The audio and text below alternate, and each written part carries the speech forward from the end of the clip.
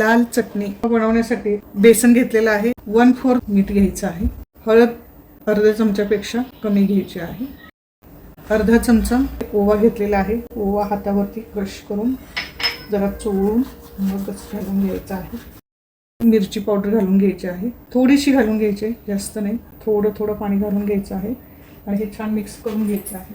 अजिबात गुठळ्या राहिल्या नाही पाहिजेत आणि छान स्मूथ, जास्त पातळ नाही आणि जास्त घट्ट नाही असं हे आपल्याला बॅटर पाहिजे आहे. स्मूथ असं छान आपलं बॅटर तयार आहे. इथे मी गॅसवरती कढई ठेवलेली आहे आणि कढईमध्ये तेल गरम करायला ठेवलेलं आहे.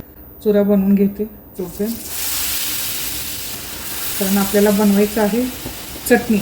तर लाल कलरची चटणी बनवण्यासाठी मी ते आधी बनवून घेते.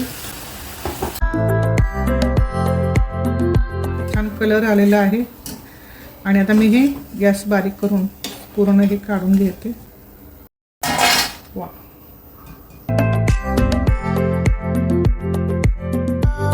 छान कलर आलाय. आता हे सुद्धा मी प्लेटमध्ये काढून घेते.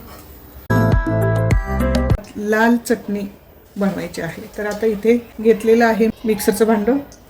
जो चुरा काढलेला आहे तो इथे मी थोडासा घालून घेते. थोडंसं सुकं खोबरं घातलेलं आहे, जास्त नाही.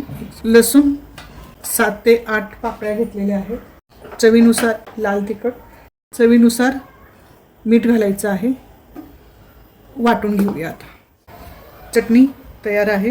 आता आपण एका बाउलमध्ये काढून घेऊया.